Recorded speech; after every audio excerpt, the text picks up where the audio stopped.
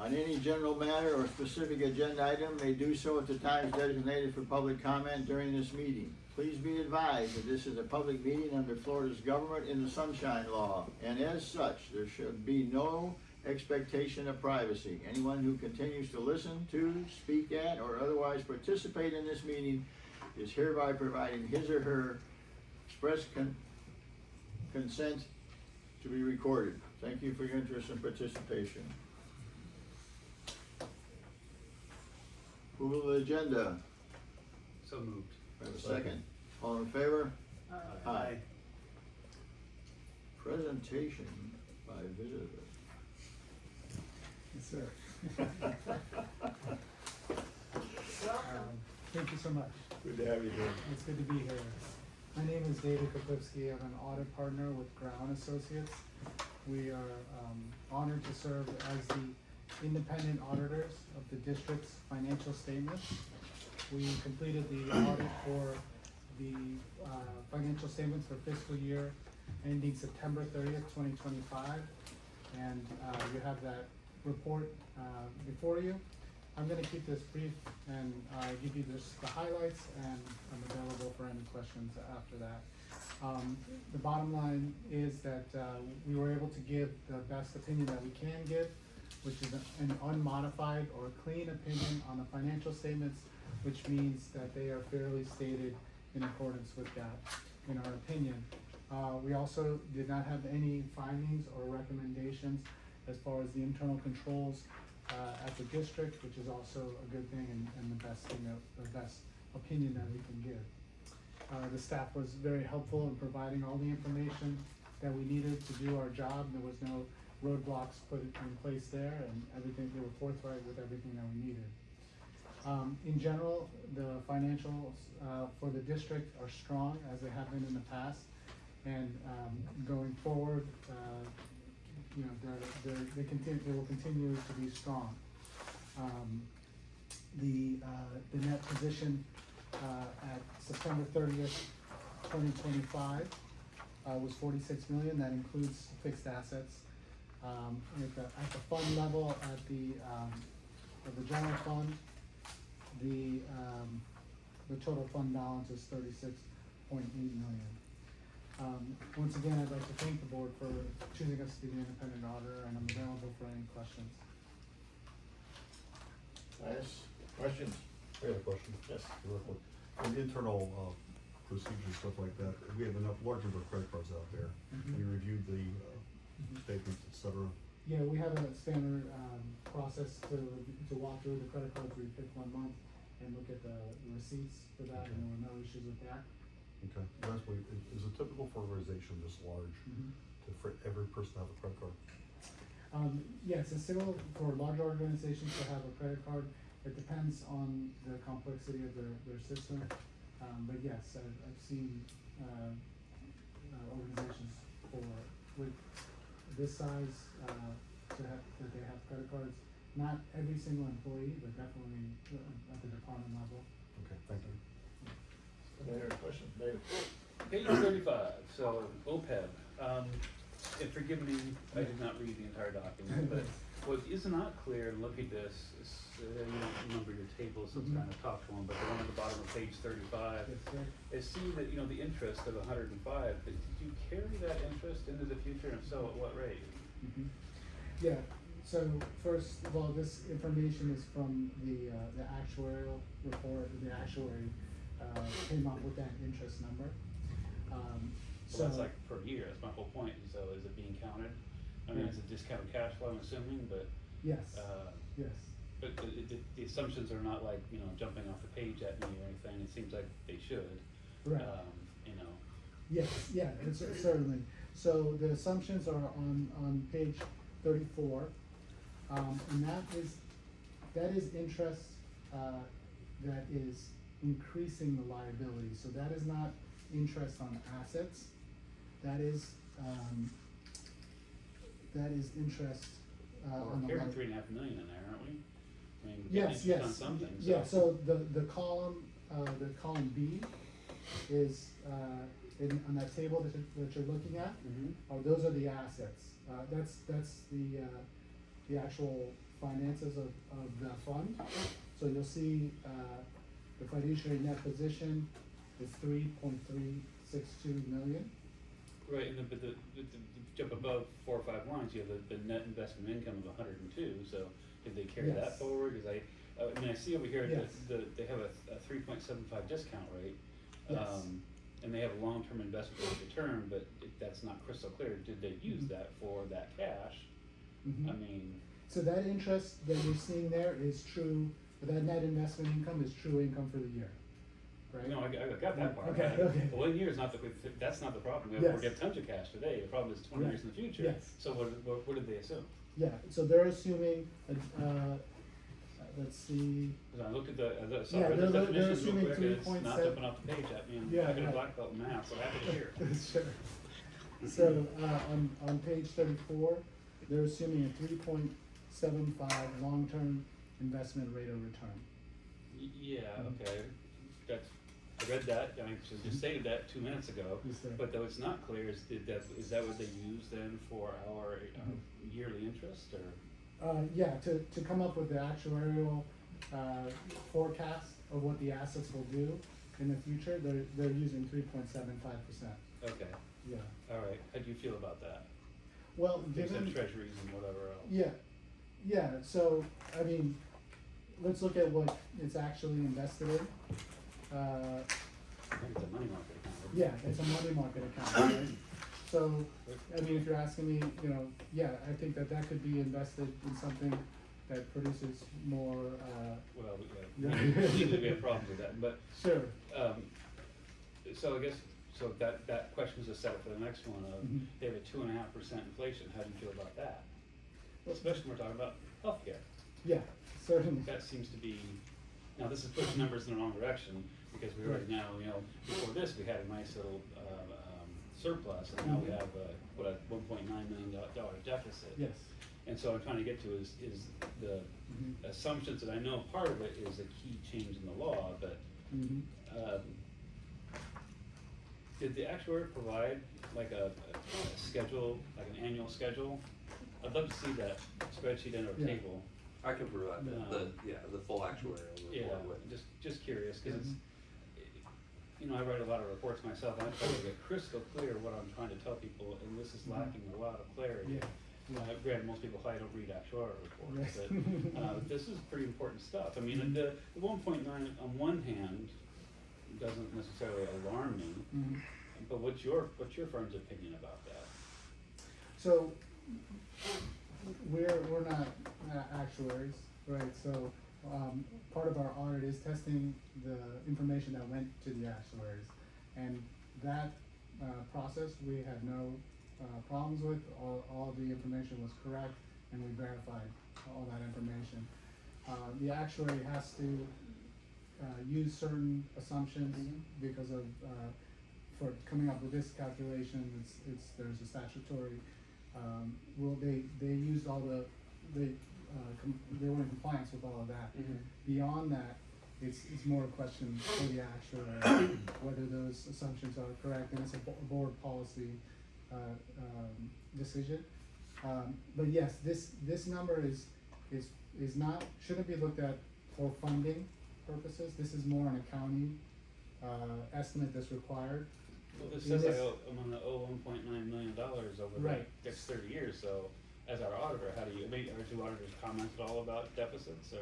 Yeah, this is, so we have to be careful, because there's trade-offs, and this calculation of this liability is an accounting, process, and there's a separate funding, process that you can go through with the actuary to determine whether the funding is,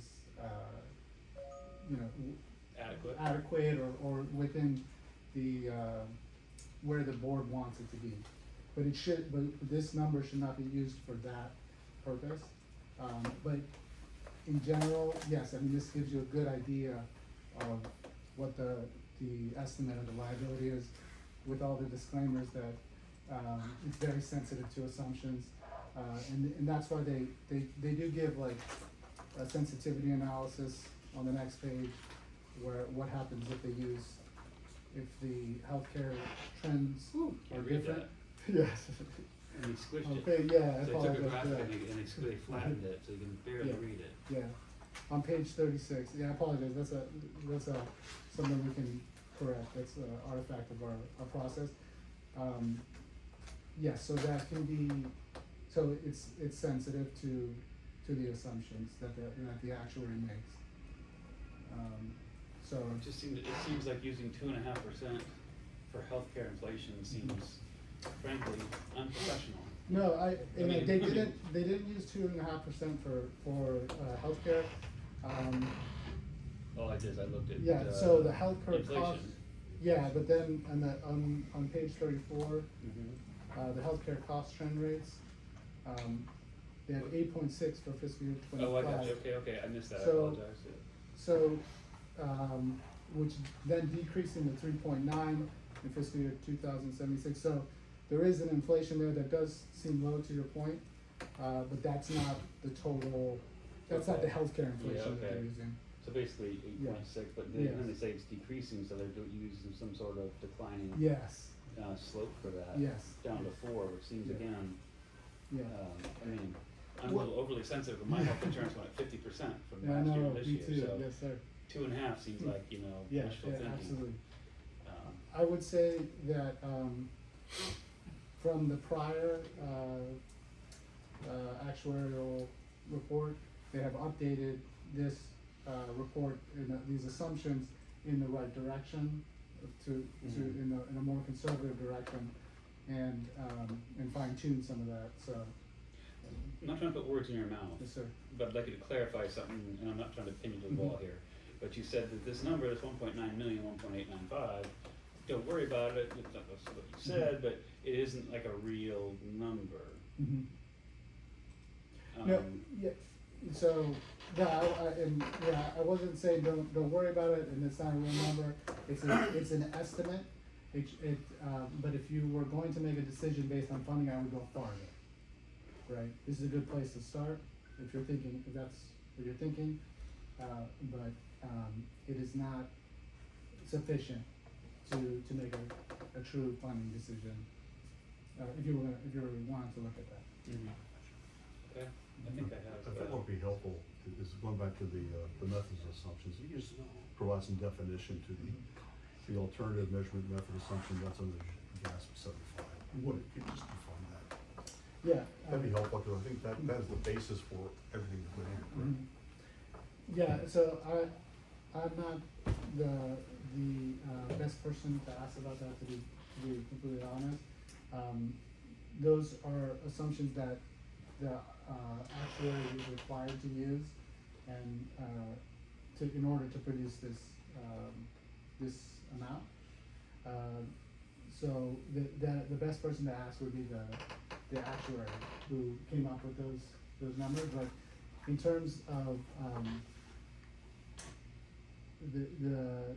the numbers that the assumptions that they use, they're required to use a specific set of assumptions under GASB. They can't Make use them up. other, They yeah, can't make they're, them up. they're. We can't supply the assumptions.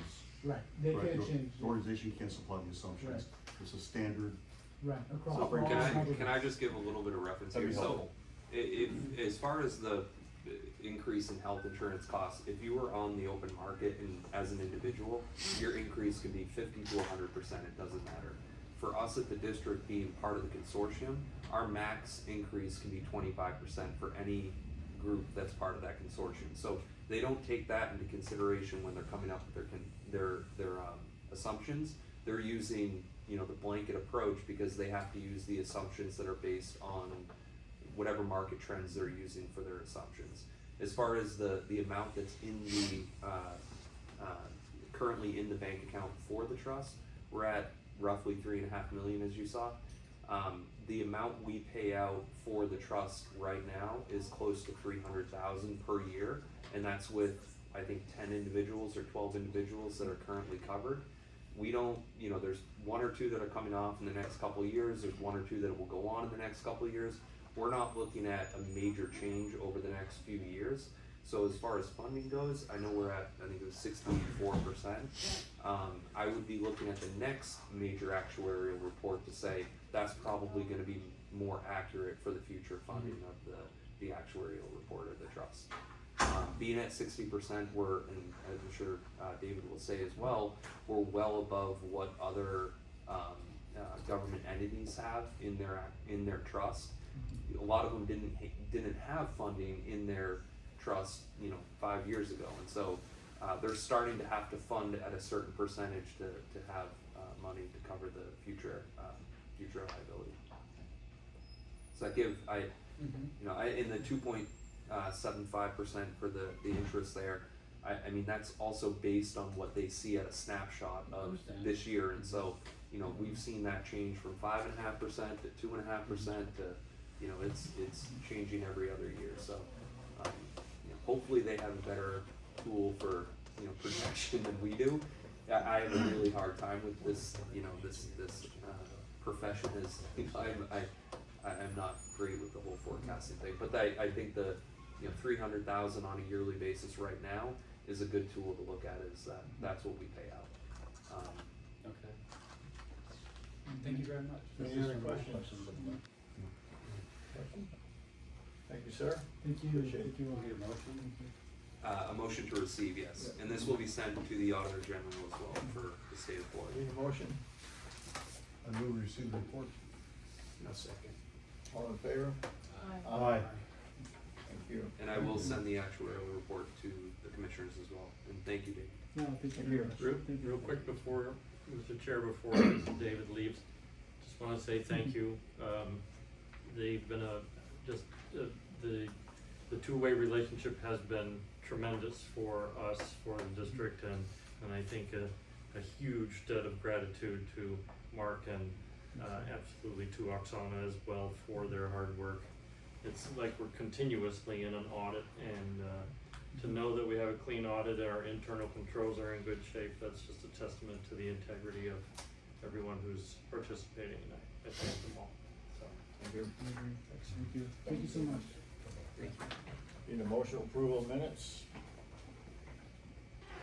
Did I do that? No. No, we did not. Oh, so moved. Second? Second. All in favor? Aye. Thank you. State and local virus update. I'm just gonna real quick, Miss Lee is out on leave and she will be back for the September board meeting. So with that, myself and Dr. Risk are dividing her duties, and Dr. Risk will be providing the arbovirus report in her absence. Please. So the good news is that arbovirus activity right now is low. Last week we didn't have any cases of any of the viruses that we're looking out for. We could see some change as the temperature warms up, as we see more vector activity, something might start to happen, but as of right now, we're not looking at any issues. So far, we have tested 711 pools of Eastern equine encephalitis, St. Louis encephalitis, and West Nile virus. And we've also tested 3 pools of chikungunya virus, dengue virus, and Zika virus, and there has been no disease detected. So that's the update. Thank you. Thank you. Questions? No. Thank you. Agenda item comments. Comments? Anybody in the room who would like to make a comment on the agenda, now would be the time, or if you're on the phone, you can star 6 to unmute yourself. Hearing none, we shall move on. Consent agenda, do I have a motion? I move we approve the consent agenda. Second? second. All in favor? Aye. I do have a question, Chair, All right. on 10G, the account payable expense distribution. Mark, you can answer this real quick, I'm quite sure, unless I'm missing something here. The memorandum that you put together on the contractual services and professional fees purchases over 10,000. It's the difference between the attorney. Yeah, Yeah. and then also the removal of aircraft control cables. Okay, so the report that you receive as far as the contractual services are for items that were paid for during the prior month. So there's a difference of a month there, so you're getting both, you're getting actually both of the, you're getting the bill for the attorney, which is approved Just the today, current bill. and that's the current bill, Yeah. and then the one in the report Yeah. is the one that we've already paid. Okay.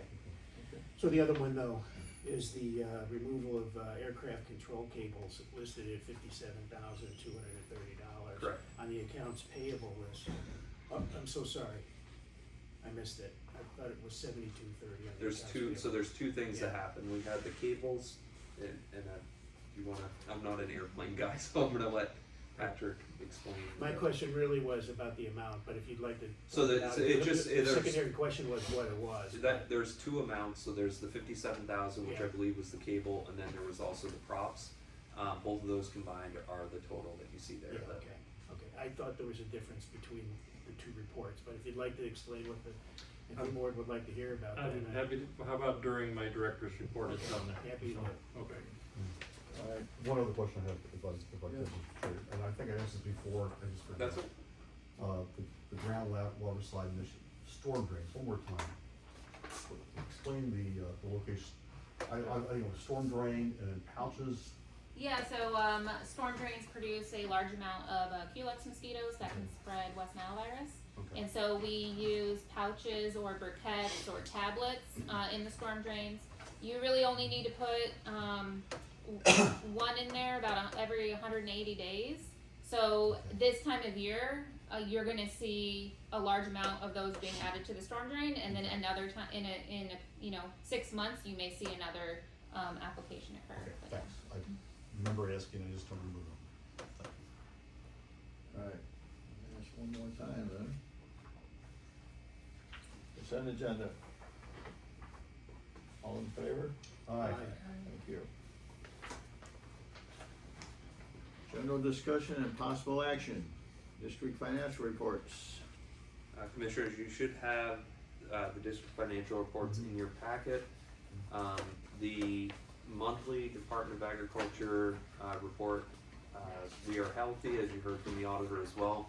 There is one account, the repairs and maintenance account, that I'm watching just because some of those expenses were large. I mean, they were budgeted for, but I watched them, as we go through them, it always, it worries me when I see large expenses, but they're budgeted for, so it's not anything to be too alarmed about, so.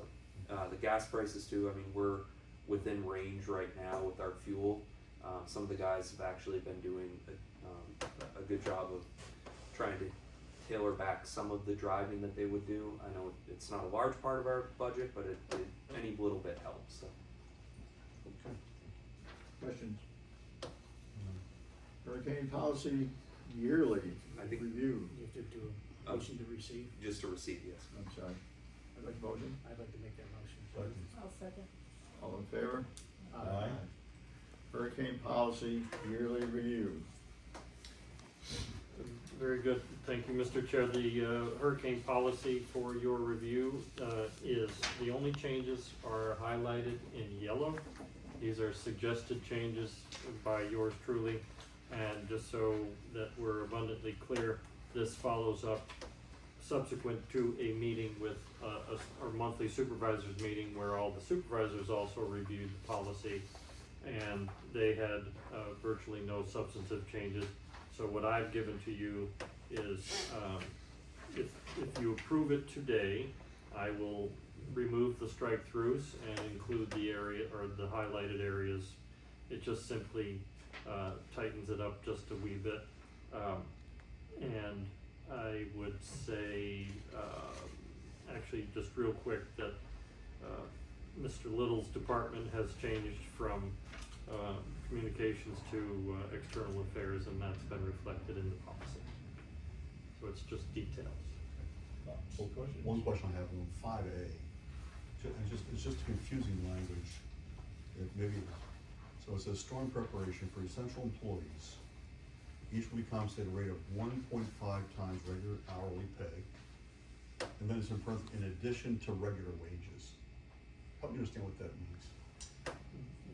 When we prepare for a storm, and essentially what happens is an emergency declaration, a state of emergency is declared, by the governor's office. The board had agreed in the past to, we submit in arrears for the pay that goes outside of the normal, what we say account 10, the personal services. So the board had previously agreed that when we are outside of our normal working hours, that they will receive time and a half for the time that they're working. If we're still in business, they receive straight time for the time that they're here for their regular hours. If the district is closed because we, for safety and whatever reason, the staff will receive their regular wages, 8 hours a day, per the usual. But the 1.5, the overtime is essentially that outside the normal hours in preparation and that outside the normal hours in recovery, getting us back. So it's not like a base pay plus 1.5 times that. Well, So it's kind of yes could or it no. be? The short answer is, because we work all over the clock, it's possible. The way that we've translated this in-house is that everyone keeps a record of all the work they do outside of their normal work hours. And so they have to keep track of the time they started, the time they finished, what they did. And then if they have their regular hours, so if say that Dr. Risk has his department and they're doing their normal data collection and whatever, that would not be compensated at 2.5 times, that would be compensated at straight time. But at the end of the day, if they have to pull all the traps in, those traps come in, they will bill that time and that would be compensated at time and a half because it's above and beyond their normal duties. Does that make So- sense? But you, I just heard 2.5, and then I heard 1.5. Right, I said they're not compensated at Okay. at double time and a half. They're compensated time and a half for times outside of their normal working hours. That said, if the district is closed, they don't forego their straight pay, they still continue to collect that. Does this language, and I think this is a pretty good point, by Commissioner Brandt, does this language, reflect the employee handbook explanation to that scenario?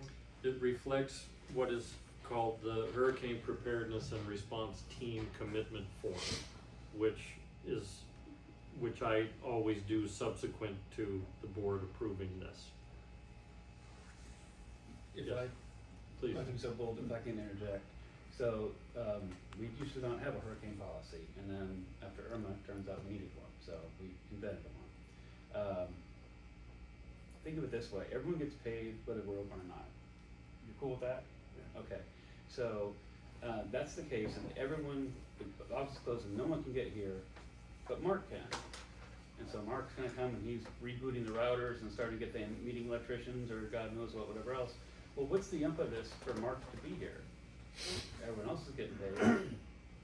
And so, and this is my perspective and my memory, and if it's wrong, cut me off, but then to induce Mark to want to come here and work extra, the time and a half, because we're closed, that someone needs to be here to do the ugly side of the business of recovery and all of that. That's my recollection. Did I get that wrong, or? That is 100% correct. Just to clarify too, during a declared storm event, we also receive funding if we request from FEMA to cover those wages. So it's a, an expectation that during a declared storm event, we would submit that to FEMA if the board approves it, which would cover that excess funding for any of the time spent here.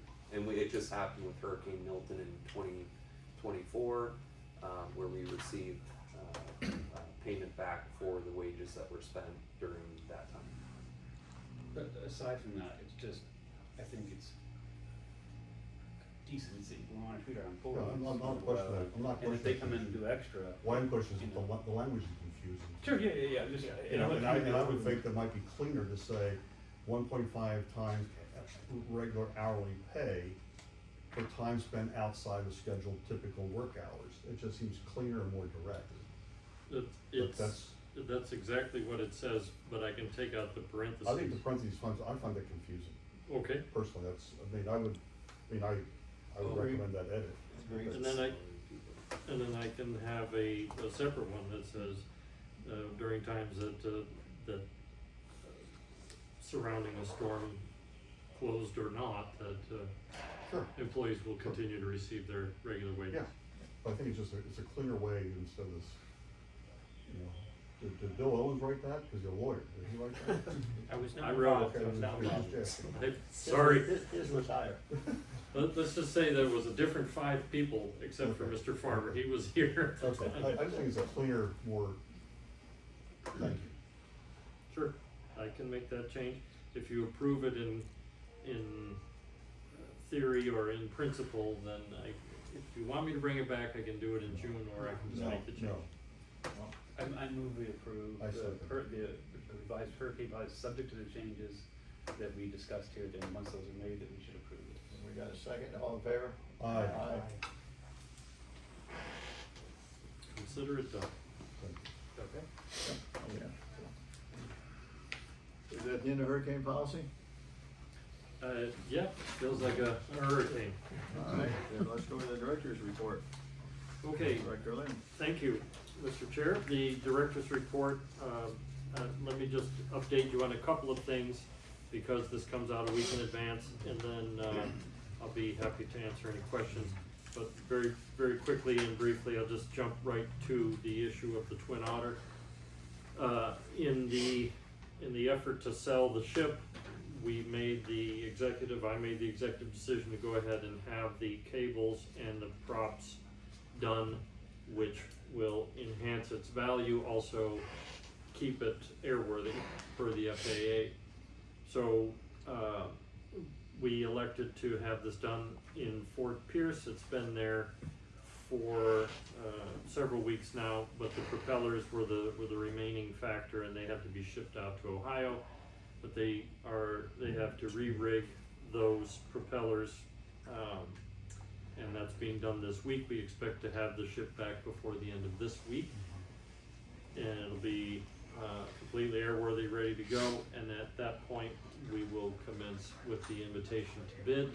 But what I'd like to do is to, instead of bring it back to you in June, I'd like to do it, since we have an early meeting in July for the budget, bring back the bids for early July, and you can decide whether or not you wish to sell it at that time.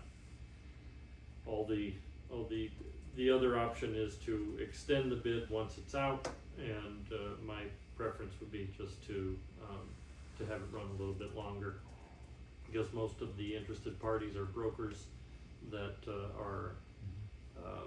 that they have clients who are interested in acquiring the ship, and our ship is unique in its engines and that sort of thing, so. Excuse me, any input? Any input? On that, Yeah. Anybody happy with that? sure. Okay. All right, so, then let me jump back to say that, the lease negotiations on the parcel, with the county on the parcel at the Immokalee Airport, the last volley of documents has gone back to them, and, Ms. Belpedio has been extremely quick and helpful in turning things around, and, we're delighted with that. We're just waiting on, council for the county to, approve in principle the whole thing. It's my hope that we'll have a lease in June. I'm crossing my fingers, given it should go on to the Board of County Commissioners consent agenda. But it then takes approximately 30 days to be recorded by, Crystal Kinzel's office and all of that. So, once we have the go, then the architects and engineers, they've done all the background work, we're ready to commence, with, 2 separate projects, one for infrastructure and one for the building. And although it will take, unfortunately, the better part of a couple of years to get that all done, at least we'll be in process. One other update for you is that we had a meeting with Cessna today in Wichita. We were here, they were in Wichita, and June 15th, the week of June 15th is the pickup date. I'm still waiting on it. It may have come in an email from them. They give what's called a 21-day announcement, so you can make your plans. And so we're gonna get our pilots and mechanic out there. Whether or not I attend will be based on need for, given the concern about wire fraud and the large sum of money like that. If it's necessary, I will go. I'm very concerned about the price of airline tickets these days, especially when you're buying them last minute. So, although I could fly back with our crew, we don't have any windows in the back, and it's not the most comfortable ride. So, anyway, that's what's going on with that. And if you have any questions, I'm more than happy to answer. And actually, one last thing is that I just wanted to give Dr. Lucas and John, maybe you already had it planned for your report, but they went to DC and they did a great job representing us to the federal government. And as you know, things are very topsy-turvy in DC at this time, and they represented AMCA and CMCD with great care, and I know they made us look good. And so I'm sure that you have read her Dr. Lucas's takeaway report, and certainly I encourage you to ask them if you have any questions. And that will be it for my report. But one question I have for you is looking at, and this gets into the HR piece, to build a bench in the sense of if something happens to personnel in the midst of mosquito season, there would be a pilot or something else. How do you ensure you have enough personnel for some of those hard to get positions? It's a historic approach. We look at the statistics of something like that happening. If we were to have a disaster of, for example, the hurricane policy, it used to be everything just relied on the executive director. And now we have a chain of command that says if I can't do it, or if I can't be there, then Dr. Lucas will. And if Dr. Lucas can't, then Mr. Phillips will. When it comes to essential personnel, we have deep concerns, and it's in our policy and in our hurricane preparedness and our plans. If we have an airplane and or pilots that are stuck somewhere, then we try to keep some of our pilots here or somewhere else so that we can get back to business as quick as possible. Well, I'm thinking, is there any kind of like a memorandum of understanding with other special districts in the state that if they weren't affected by a hurricane and we are, and say someone got sick, someone was ill, that Yeah. could be a loan, if you will, with reimbursement to have someone come to the district? There is that's more of a statewide, there is a statewide, and maybe you can help me, Bill. A couple of years ago, we signed this. It's a mutual aid agreement within the state, and it's approved by the governor, and it is its entire existence is so that help can be granted from one district to the next. Now, we are extremely specialized. We're one of the only aerial programs with fixed wing, etc. We would have to rely on Lee County, and we're very close with them, and we could employ that mutual aid agreement if necessary. The last question would be, we talked about this maybe a year or two ago, do we have competitive salaries for pilots? Yes, the short answer is yes, but that's based on a great many factors, which I'd be happy to walk you through separately. Thanks. Yep. Any other questions? You need a motion on this? Thank you. Mr. Owens? I'll keep it short on purpose today, nothing additional to report, and happy to let you know that there is no pending litigation or other legal matters to discuss at this time. Questions? Thank you, sir. Mr. Little? Good afternoon, Commissioners. Last month we had our annual open house, and between the hand count we took with the clicker and the amount of people who went to Rita's, we probably had around 500 people, give or take. And the 3 open houses that I've been here for each year has attracted more residents than the year before and more community partners to set up to the year before. So just like the previous 2, each year we also learn more about what worked, maybe what we can do better to continue to increase that community presence. But I know several of you were here, and I think we put on a good show for our community. On July 4th, we have the 4th of July parade with the city of Naples. If any of you would like to attend, just let me know. I believe it's at 9 a.m. this year. We're already all registered and signed up, so we'd love to have you. At one of the next 2 board meetings, now that we're done with the school year, we plan on giving a presentation from my team on our education program and a look back on the school year, the goals of it, what we accomplished, and the students we reached. So that will either be on the June or July agenda. We added a few more community outreach events too, since this was put together last week. We'll be hosting another blood bank, the NCH Blood Mobile in August. We hosted them last month and it was very successful. They said we helped save 33 lives.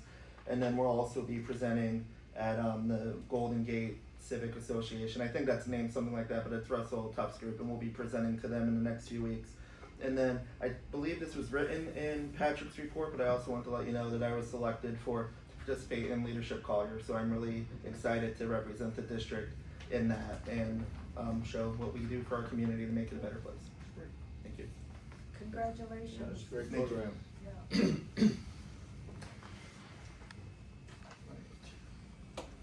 HR department update. Ms. Burnham.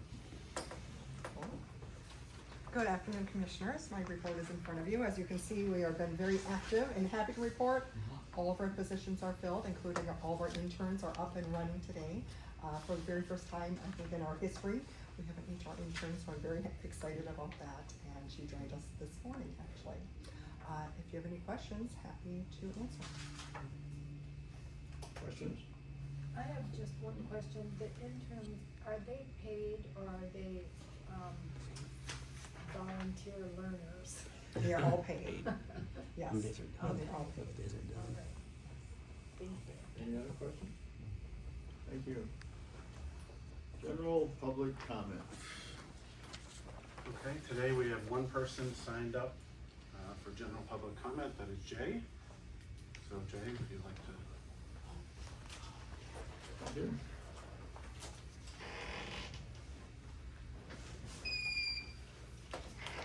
Yeah, Jay Colligan here, 34112. We need better notifications of our aerial treatments. It's 2026, and if we can track weather at real time, we should be able to track poisons being sprayed over our homes and communities. The present notification system is outdated, hard to navigate, and falls short of the real-time transparency that the public deserves in 2026. We already have real-time weather tracking, GPS tracking, emergency alerts, and instant phone notifications. There's no reason residents shouldn't receive real-time alerts when aerial chemical applications are scheduled, delayed, canceled, or activity taking place over the communities. And another thing, we need to create a better way for the public to view these meetings. These meetings should be accessible and transparent as like the county commissioner meetings and Naples City Council meetings. There's no reason the public should struggle to watch, follow, or participate in decisions that directly affect their health, neighborhoods, lakes, and waterways. Real-time updates should be standard, not optional. Transparency builds trust. Right now that trust is missing here. That's it.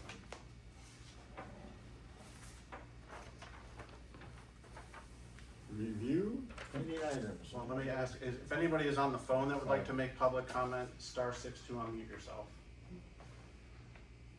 You're not hearing any? Okay. Pending items review. Anybody have any thoughts?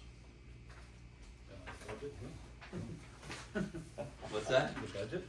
July, right, or the I guess that's workshop, June. Okay. workshop will happen and then the meeting will be in July. Any other thoughts? No. I will say, if you'd like, we'll know the school district as well as the county's meetings for their budget hearings, so if you wanna bring your calendar next meeting, there might be a change to the schedule for September.